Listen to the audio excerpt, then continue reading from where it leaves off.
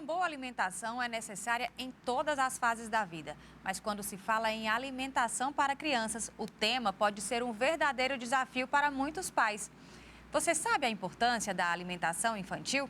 Gosta do tema? Então fica com a gente, porque esse é o tema de hoje do nosso Desenvolvendo com Afeto, que recebe a nutricionista e engenheira de alimentos, Samara Mesquita. Agradeço a sua presença. Oi, Ana, tudo bem? Muito obrigada por estar aqui. Fico muito feliz de estar falando de algo que, para mim, é a minha rotina diária, trabalhar com crianças, com essas fases de desenvolvimento.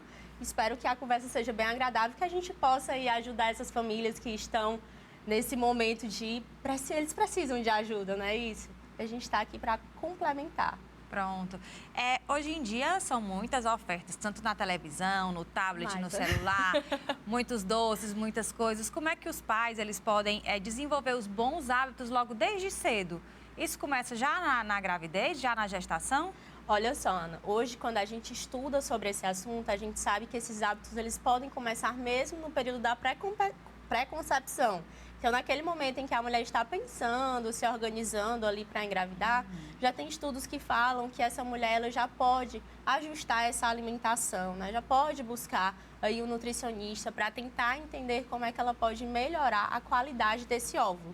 E assim, não é nada demais não, é pensar em uma alimentação adequada, observar exames de sangue, ver se está tudo certo, se tem alguma comorbidade, se está com excesso de peso, tentar ajustar antes de engravidar. Seja um colesterol elevado, uma pressão alta. Então, tudo isso a gente pode modular com o intuito desse óvulo ter uma qualidade melhor e, consequentemente, lá na frente a gente ter um bebê, uma criança e um adulto com melhores condições, com melhor qualidade de vida. Agora, a mulher fez os exames, tudo certo, no mundo ideal, pronta para engravidar, porque muitas vezes nem acontece do jeito que a gente planeja. Planeja, né? E na gestação, como é que essa alimentação da mulher pode ser útil para o desenvolvimento já do feto, da criança, do adulto? Olha só, tem uma reportagem de uma revista de setembro de 1999. Eu tinha 9 anos, gente, era criança ainda. E ela da Newsweek. E ela tinha a foto de um feto, como se fosse um feto dentro da barriga da mãe, e falava por onde a saúde começa. Olha a responsabilidade há muitos anos atrás, né? E nessa reportagem ela falava justamente isso, da importância de uma nutrição adequada nesse período da gestação. Se a gente pensar, a gente tem um feto que começa com uma única célula e em 9 meses ele nasce normalmente ali entre 2 a 4 quilos. Então, um desenvolvimento extraordinário em um período de tempo muito curto. E se a gente pensar, tá bom, esse feto ele está se desenvolvendo rapidamente. O que é que ele precisa? De nutrientes. Então, nutrientes são combustível para o bom desenvolvimento da vida. E nessa fase, então, de intensa reprodução, é interessante que a gente foque em nutrientes de um modo geral. Ontem, Ana, eu recebi na minha caixinha de perguntas no direct, como que eu posso ter... Quais alimentos que eu posso ofertar para o meu bebê no segundo trimestre gestacional? E quando eu olhei, eu ri sobre a situação, porque eu acho que às vezes a gente está num mundo muito focado em um alimento específico, em um nutriente específico, e não funciona bem assim. A gente precisa de todos os nutrientes para um bom desenvolvimento do bebê. Vamos lá pensar um nutriente que todo mundo conhece, o cálcio, por exemplo. Ai, Samara, eu vou me alimentar bem, eu tenho a quantidade de cálcio diária recomendada, tá tudo certo. Mas o zinco não está legal. O cálcio consegue substituir a função do zinco? Não. Então, eu preciso de toda... Eu brinco assim, a engrenagem, né? Que precisa de todos os nutrientes como combustíveis para o bom desenvolvimento desse bebê. Então, não existe algo específico, existe o básico. Sempre bato isso nas minhas consultas. O básico funciona, é se alimentar bem, é fazer uma atividade física, é fazer um acompanhamento nutricional, acompanhamento com obstetra, é ficar reavaliando esses exames de sangue, porque de tudo pode acontecer na gestação, inclusive nada. Sempre brinco com essa frase. Então, sempre fazer essa reavaliação e entender se está indo tudo bem e se não está indo, pensar em estratégias. Hoje em dia, graças a Deus, por conta da tecnologia, a gente tem muita coisa que a gente pode otimizar, melhorar e assim focar num bom desenvolvimento nesse período gestacional. Eu lembro muito, eu tenho 2 filhos. E aí, nas 2 gestações, eu ainda, a primeira principalmente, ainda muito inexperiente. Sim, sim. E a minha obstetra, ela falava assim, tem que começar logo o ácido fólico, porque Sim. o ácido fólico você tem que tomar antes, 3 meses antes. A gente falando dessa parte da preparação, qual a importância também do ácido fólico, que inclusive hoje a gente precisa incluir na alimentação todo dia, né? O ácido fólico ele está presente na alimentação, na nossa alimentação, mas nesse momento de gestação é interessante a gente suplementar mesmo, né? Normalmente hoje a gente está indicando aí sobre a forma de metilfolato, né? Os novos estudos vão indicando essa nova forma de administração, mas ele está relacionado principalmente ao desenvolvimento do tubo neural do bebê. E evita aí questões congênitas, questões neurológicas associadas, se você não tomar. E aí tem N questões, tem profissionais que preferem dosar no sangue esse folato e observar se essa mulher está realmente precisando de suplementação, e aí a gente consegue dosar a quantidade indicada para o bebê. Mas realmente a gente bate nessa tecla, né? Tem mulher que diz assim, acho besteira, mas assim, não é.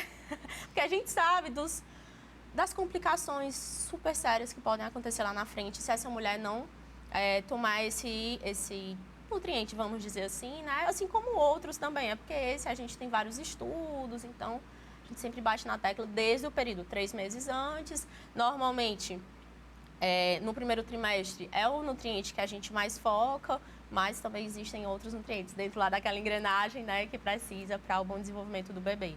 É muito comum muitas mulheres, muitas gestantes desenvolverem diabetes gestacional.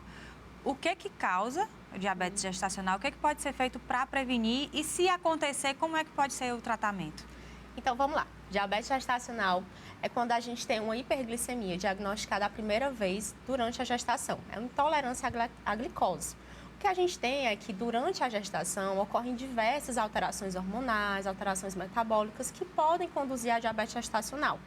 Então, não precisa se desesperar se teve esse diagnóstico em achar que vai ser para o resto da vida, que nunca mais vai ser diabética para sempre, né? Que é uma conduta que eu vejo muitas mães chegarem desesperadas no consultório. Então, entender que normalmente é passageiro, isso acontece, são adaptações da gestação, pode acontecer de 3% a 25% das gestantes, então é um percentual que pode ser bem alto, certo? E a partir do momento que você descobrir, é tratamento. Então, a primeira via de tratamento, normalmente os obstetras encaminham para uma nutricionista para a gente tentar ajustar a alimentação dessa mulher. Então, eu brinco que existe uma tríade da diabetes gestacional. Uma boa alimentação, uma atividade física e uma boa noite de sono. Então, essa mulher precisa se alimentar de uma forma adequada, retirar, não é reduzir, é retirar todo tipo de doce, todo tipo de açúcar, inclusive aqueles açúcares que são escondidos, vamos dizer assim, que pode conter nos alimentos. Então, é aprender a ler o rótulo e se tiver alguma coisa que seja relacionada a açúcar, não consumir, porque vai subir a glicemia. Associado a isso, realizar atividade física. Então, tem gente que faz a dieta tudo direitinho, não faz atividade física, não tem resultado. E associado também uma boa noite de sono, porque se a gente tem elevados níveis de cortisol, a gente pode atrapalhar com relação a essa glicemia. Tá, Samara, tentei as 3 coisas e não aconteceu, ainda continuo com os níveis altos de glicemia. Normalmente isso é conduta médica, não é nutricional. Eles vão fazer um ajuste através de medicação ou do uso de insulina, que, pelo amor de Deus, também não é o fim do mundo. Se isso acontecer, depois você vai deixar a medicação e tudo tende a fluir normal. Mas é preciso tratar. Existem várias comorbidades que podem acontecer devido a essa diabetes gestacional. Então, os riscos são para a mãe e são para o bebê. O bebê pode nascer com diabetes, ter diabetes no futuro, como a mãe também pode. Além disso, o bebê pode nascer com hipoglicemia, o bebê pode nascer GIG, que a gente fala, uma expressão maior do que o recomendado. Tem maiores riscos de ir para um parto cesáreo. E a mãe também pode ter risco de parto prematuro, pode, como eu já falei, ter essa diabetes no futuro, né? Normalmente não tem, mas se não cuidar, pode ter. Então, assim, o melhor mesmo é tratar, cuidar. Normalmente, as minhas gestantes que têm diabetes gestacional, a gente cuida durante toda a gestação e tudo flui bem. E depois do parto, esses níveis tendem a se equilibrar, porque as alterações hormonais elas vão ser diferentes no pós-parto, e a gente flui a vida normal. É feito um novo exame para a mulher, para essa mãe ficar tranquila? Exatamente. Normalmente, conduta médica é após o parto, espera um tempinho, cerca de um mês, faz um novo exame e, graças a Deus, a maioria do prognóstico é que dá tudo certo, a gente não tem muitas questões, não. Agora, claro, se cuidado, né? Se não for cuidado, não tem para onde correr. Agora, Samara, já posso chamar assim, né? Já estamos íntimas. Samara, aí o bebê nasceu, a mãe muitas vezes não consegue amamentar, ou se conseguir, ótimo, maravilha, o ideal é a amamentação. Porém, se ela não consegue, aí como é que fica essa questão da alimentação saudável para o bebê, aquele bebê recém-nascido? Vamos lá. Então, bebê nasceu, única via de nutrição é leite materno ou uso de fórmula infantil. Não existe nada além disso. Nem chá, tem gente que dá chá, nada. É leite materno ou fórmula infantil, ou os dois, né? Amamentação mista, vamos dizer assim.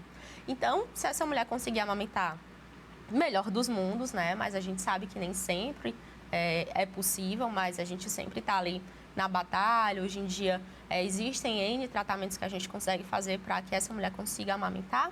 Se não conseguir, fórmula infantil. E assim ele vai até os 6 meses. Depois dos 6 meses, a gente entra com a alimentação complementar, que é a conhecida introdução alimentar. Por isso que eu falo que é complementar, porque ela vai complementar o leite materno. Existe um gráfico da Organização Mundial de Saúde que ele mostra a energia necessária que o bebê precisa para sobreviver do 0 aos 2 anos de vida. E aí a gente tem que até os 6 meses, a única energia que ele precisa para sobreviver é leite materno e fórmula infantil. A partir de 6 meses, 2/3 é através do leite materno, fórmula infantil, e 1/3 através da alimentação. E aí isso aí vai virando. A partir de 1 ano de idade, o leite materno fica complementar à alimentação, que deve ser a principal via de nutrição. Então é mais ou menos assim que funciona. Agora, essa introdução alimentar, como fazer? Tem uma questão de o bebê sentir a textura dos alimentos, das frutas. Como é que os pais podem iniciar essa introdução alimentar? Ai, gente, eu sorrio logo, porque é o assunto que eu sou mais apaixonada. Então, às vezes as pessoas falam no Instagram, se você é a nutri dos bebês, assim, eu atendo outro público também, mas acaba que vem muito bebê para mim. É uma área que eu adoro estudar, adoro me aprofundar e sou apaixonada mesmo. Eu sei que a gente falou até agora, né, que nutrição na gestação é importante, na amamentação também, a gente tem ali a mãe como sendo a referência para essa nutrição, mas olha só, quando entra na introdução alimentar, aí a nutrição vem através do bebê, então ele começa a ter essa autonomia, né, de certa forma. Então, como é que funciona? O bebê com 6 meses, mais ou menos nessa idade, a gente tem estudos que mostram que o bebê já tem um desenvolvimento orogastrointestinal para receber alimentos sólidos ou amassadinhos, certo? E a gente inicia com a introdução de alimentos. Então, é importante entender que é um processo lento, gradual, não é da noite para o dia que seu bebê vai estar comendo tudo, não é recomendado comer tudo da noite para o dia, leva tempo, são experiências, né? Um momento de exploração sensorial até esse bebê começar realmente a comer. Alguns bebês demoram menos, outros bebês demoram mais, não existe tempo certo. Uma coisa que eu bato na tecla, que é muito comum nesse mundo materno, não compare. Não compare seu bebê com outro, não compare seu bebê com o da amiga, com a internet. Às vezes, como eu posto muitos bebês na internet, às vezes, mas é porque eu quero que meu bebê coma igual aquele bebê. Gente, não é assim. Cada bebê é único, cada bebê tem seu tempo. E aí você tem que estar ali dando oportunidades. Eu sempre digo que a função do cuidador, mãe, pai, babá, enfim, é dar oportunidades e possibilidades e experiências para esse bebê poder experimentar os alimentos. E é direito do bebê comer ou não. É difícil falar quando a gente dá o direito a um bebê tão pequeno de ele simplesmente não querer comer. E tá tudo bem não comer também. Aí, se ele está explorando, se ele está interagindo com o alimento, já é um bom começo. E aí, com o passar do tempo, isso aí vai fluir. Até porque nós temos nossas frutas preferidas, nossos alimentos preferidos, eles também têm os deles, né? Exatamente. Eu sempre falo assim, gente, eu sei que comer pra gente é fisiológico, é natural. Mas aí tu imagina um bebê que tá acostumado só com líquido branco de única cor, o sabor varia muito pouco se for o leite materno, se for fórmula infantil não varia. E aí, de repente, você dá lá, um dia é fruta, outro dia é o arroz, outro dia é o feijão, outro dia é verduras. Como é que ele recebe isso? Como é que você receberia isso? Então, é difícil mesmo. Eu brinco assim, é igual vamos lá, se eu colocasse aqui um besouro para você comer, o que é que você faria? Possivelmente você não aceitaria de primeira, possivelmente você iria cheirar, iria apertar, iria dar só uma lambidinha, até finalmente comer. O bebê é a mesma coisa. Por que você quer que seu bebê coloque logo todo aquele alimento na boca e coma e mastiga? Ele não sabe nem mastigar. Comer é um processo aprendido. E isso leva tempo, não é da noite para o dia. Respeitar os processos, essa construção é fundamental para a gente ter sucesso na alimentação infantil. Você falou uma frase que eu achei interessante. Comer é um processo que é aprendido. Assim que o bebê aprende a comer ou fruta, outras coisas, a papinha, Sim. Tudo mais, vem aí um novo desafio para os pais. A questão dos doces, dos biscoitos recheados, das batatas fritas, Sim. enfim, refrigerante, suco de caixinha, né? tudo que o mundo oferece. Pois é.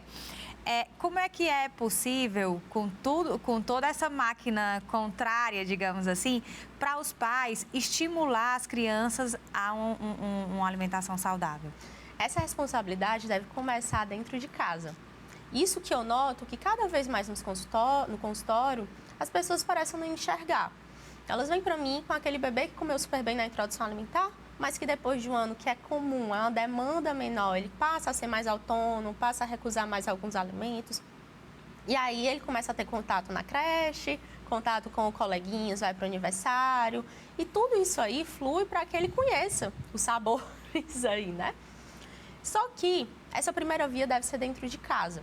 Aí eu tenho aquela família que chega para mim e diz assim: ai, Samara, mas é porque antes ele comia tudo, agora esse menino não quer comer nada. O que é que está acontecendo? Eu aceitava todas as frutas, as verduras e agora nada? E a primeira coisa que eu pergunto: como é a alimentação de vocês? Ana, é incrível. Um olha para a cara, quando um olha para a cara do outro, assim, já sei. Eu já tenho essa resposta. A alimentação da família não é legal. E aí eles querem que a criança se alimente bem. Isso, para um bebê de 6 meses que está iniciando esse processo, a gente consegue modular facilmente. Mas isso não perdura. Não tem como eu ter um adulto que coma bem se a família não trouxe esse exemplo. Então, é tudo uma questão de exemplo. Eu sempre falo essa frase: não exija da criança aquilo que nem você mesmo faz. Como é que você quer exigir que seu filho coma bem, frutas, verduras, se isso não é um hábito da família, se ele não vê essas possibilidades, se ele nem vê isso no seu prato? Quando você vê um bebê de mais ou menos 9, 10 meses, próximo a um ano, ele começa a querer o que é do prato da família. Às vezes tem famílias que assim: Samara, do prato dele não aceita nada, mas do meu aceita tudo. Aí tá, o que é que tem no seu prato? Aí você não come uma fruta durante o dia, não tem uma porção de vegetais no seu almoço, é tudo bagunçado, é bolo todo dia, é refrigerante. Não funciona, não fecha. Aí o que é que acontece? Os pais, eles começam a responsabilizar o outro. Então, eles começam a responsabilizar que a culpa é da creche, porque na creche ele vê outras crianças comendo. Porque quando ele vai para o aniversário do coleguinha, a mãe é um irresponsável que colocou refrigerante, que colocou brigadeiro no aniversário, quando a responsabilidade é sobre ele. Então, se a criança tem o hábito em casa, a tendência é que quando ela for para esses locais, pode até experimentar, é natural, né? Ver os outros coleguinhas comendo, mas a tendência é que ela não vá ir para esse lado. Ou se escolher, uma vez ou outra. Agora, se dentro de casa sempre acontece nesse fluxo, o que é que você quer esperar de diferente do seu filho? Então, a alimentação saudável começa em casa. E se você não tem a consciência de ter uma boa alimentação, não vai exigir isso do seu filho, não vai acontecer. É verdade que até os 2 anos o paladar está se formando e se até os 2 anos os pais conseguirem priorizar esses alimentos saudáveis, a tendência é que a criança tenha uma alimentação saudável ao longo da vida? Exatamente. Da gestação até os 2 anos de vida, a gente fala dos 1000 dias. É um termo muito comum no mundo materno. Então, é um período de intenso desenvolvimento. Vamos lá, gestação, como a gente já falou, única célula, vira uma criança de mais ou menos ali seus 80, 1 metro, vamos dizer assim, e com um médio de 10, 12 quilos. Então, a gente tem uma evolução muito grande em um curto período de tempo. E nesse período dos 1000 dias, a gente está desenvolvendo diversas habilidades dos bebês e, entre elas, a alimentação. Então, por isso que a gente bate na tecla de açúcar só depois de 2 anos, sal depois de 1 ano. Por isso que a gente faz essa introdução alimentar, essa alimentação complementar de uma forma lenta, gradual, colocando alimentos, né, minimamente processados ou alimentos in natura mesmo. Então, o foco vai ser sempre esse. E aí, depois dos 2 anos, agora sim, ninguém faz milagre, né? Aí, segurei até os 2 anos, aí também quando dá como se não houvesse amanhã. Mas o que eu noto, até na minha prática clínica, que quando vem aquela família para mim que o bebê, eles já começaram a dar bolacha maisena com 6 meses, antes dos 2 anos já ter esse contato com açúcar, eles tendem a ter essa preferência alimentar.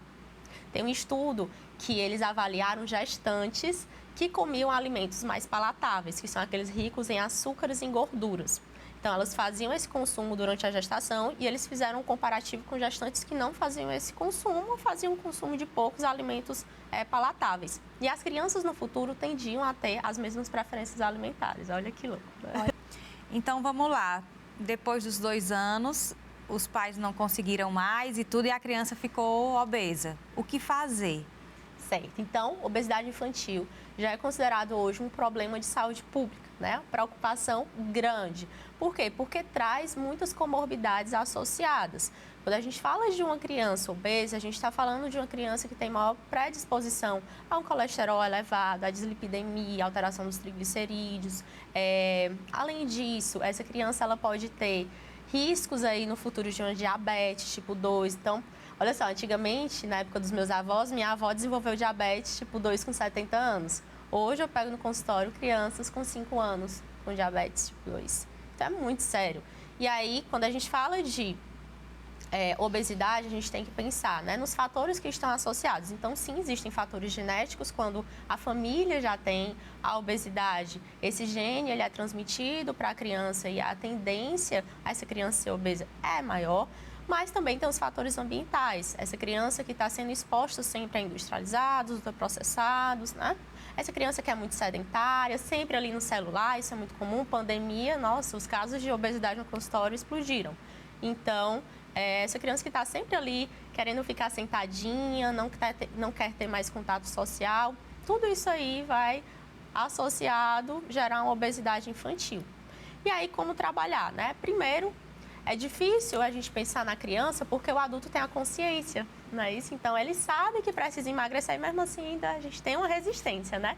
A criança não, ela não tem consciência dessa necessidade. Então, é a família que tem que trabalhar, é a família que tem que estimular a prática de atividade física, é a família que não tem que comprar os alimentos. Sempre falo, criança não tem poder de compra. Ah, que ele passa o dia comendo doce, comendo... Quem é que compra? Ele tem dinheiro para ir no supermercado e comprar esse alimento? Não. Então, é você que está expondo. Então, o que é que normalmente eu trabalho com a criança? Através de forma lúdica, explicar, consciência corporal e, além disso, fazer algumas estratégias. Então, em consultório, eu gosto de trabalhar com metas, com crianças. Vamos trabalhar esses 3 metas aqui até a próxima consulta? Pronto, conseguiu 3 metas, a criança fica superestimulada e aí a gente trabalha mais 2 metas na próxima consulta. E a parte positiva é que, como o metabolismo é mais acelerado, está em processo de crescimento, a gente tem bons resultados. Agora, não negligencie, não deixe chegar a um exame alterado. Muitas mães dele vão para o consultório só quando o exame está alterado. Quando você observa que aquela criança já está comendo demais, já tem que buscar a ajuda de um profissional. Eu acredito. A conversa está muito boa. Você tem que vir nos visitar mais Pode vezes, deixar. viu? Eu agradeço a sua presença. Infelizmente, o nosso tempo está acabando. Eu que agradeço. Mas eu espero por você no nosso próximo encontro com outros temas também muito interessantes. Até lá!